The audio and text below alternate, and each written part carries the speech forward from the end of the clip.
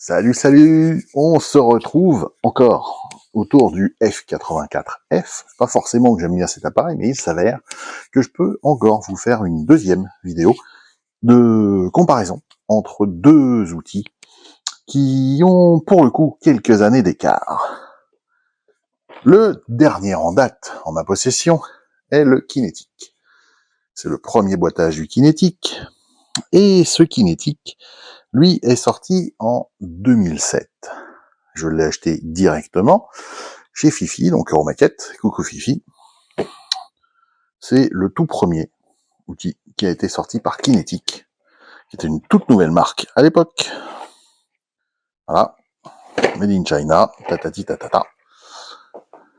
Et il s'avère qu'avant, la référence du F84, c'était le monogramme, que nous voyons ici, reboxé par Redux Model, où on a deux avions dans la boîte. Il n'y a pas, normalement il y a un petit livret avec. Je n'ai pas ce livret. J'ai juste les deux maquettes. Et en fait, le Redux, lui, a été lui aussi reboîté en 2007, bizarrement, voilà. Mais par contre, le moule monogramme date de 1984. Je vous laisse compter, 40 ans. 40 ans, 17 ans, on va voir. Du moins, on va essayer de voir un peu les différences qui composent ces éditions. Alors, on va pas en parler de tout ce qui est décoration, hein, donc on a bien deux avions dans la boîte du Battle Axe. On a des masques, des décals pour plein de versions, une seule notice, mais ça suffit. Donc on a un vrai boîtage entre guillemets collector, hein, mais d'un kit qui est vieux maintenant, 40 ans. C'est pour un kit, c'est vieux quand même. Hein. Et nous avons un kit qui est plus récent, pour lequel j'ai pris deux add-ons, un cockpit et une entrée d'air, parce que l'entrée d'air n'est pas la bonne. Et on va voir un peu quelles sont les différences sur ces deux outils. Donc voilà la bestiole, au 1/48e. L'autre grappe est là. On a une grappe translucide ici. Ce qu'on va faire, voilà, on va déscotcher ça. Et on va ouvrir le Redux. Voilà.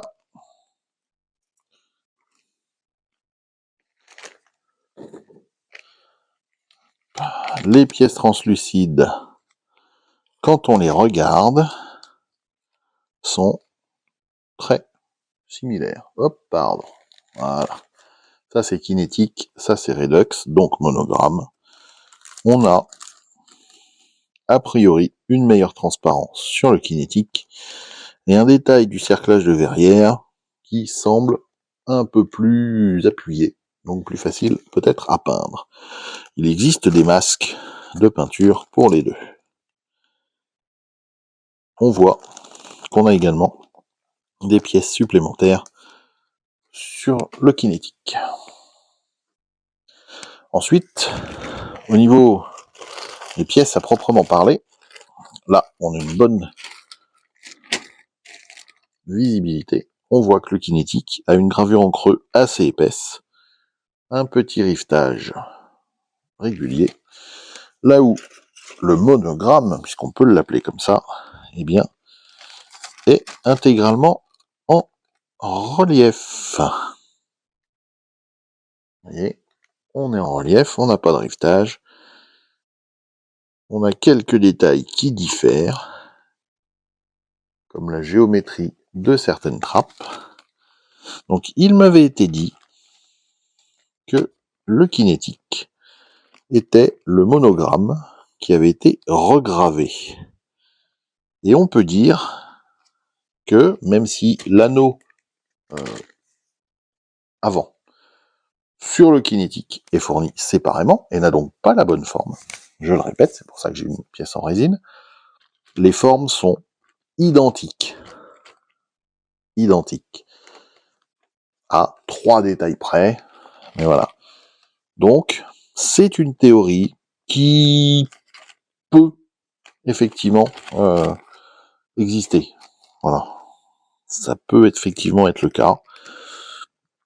Peut-être, peut-être pas, je ne sais pas dire. Je ne suis pas là pour ça non plus. Mais c'est vrai qu'il y a des grosses similitudes. Vous voyez, au niveau, hop là, des détails, des formes. D'habitude, on a toujours 1 millimètre ou 2. Là, on est pile dessus. Donc, peut-être. Est-ce que les ailes vont nous en dire plus? Donc, à part le fait que le détail soit en relief sur le kinétique, sur le... Oh, je vais y arriver, sur le monogramme. C'est vrai que ça se ressemble quand même pas mal.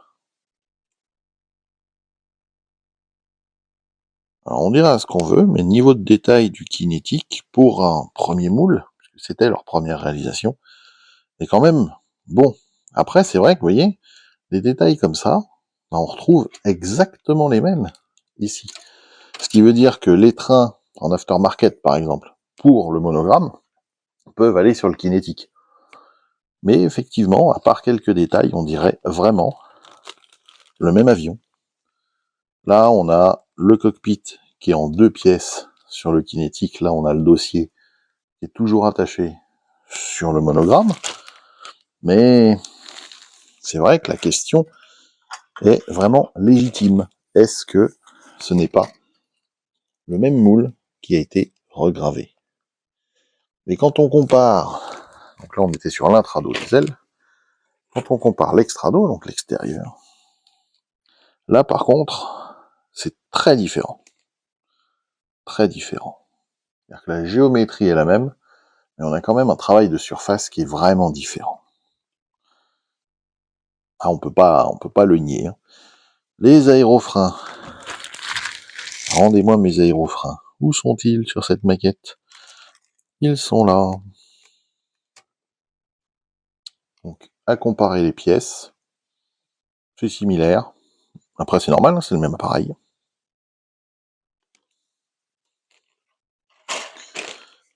Et enfin, les bidons et le pilote. Alors, à noter que la version monogramme dispose de bombes que je n'ai pas vues dans le kit kinétique. Le pilote est différent et ressemble plus à un pilote Tamiya, par ailleurs. On a une baie canon à l'avant du fuselage qu'on n'a pas sur le modèle monogramme, mais qui, elle, ressemble, je vais vous le donner mille, au Tamiya. Est-ce que ce ne serait pas un mix au Tamiya F84G, comme je vous ai déjà présenté? Et donc, disais-je, au niveau des bidons, eh bien, on note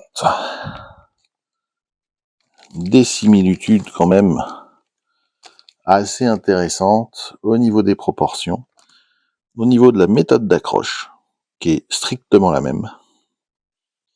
Quelques volumes très très différents. On note que la gravure du monogramme est quand même très très très belle. Hein. C'est dommage que ça soit en relief, parce qu'à chaque fois qu'on assemble, on ponce, et à refaire, faut faire ça avec du fil de 0,1, 0,2, etc. Maintenant, on a la technologie qui le permet. Vous voyez, les options sont strictement les mêmes.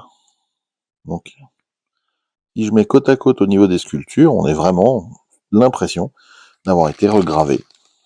Voilà. Le kinétique, lui, propose les jataux, pareil qu'ici. Voilà. Donc la finition semble un peu meilleure, mais à voir. Donc voilà la comparaison de ces deux kits.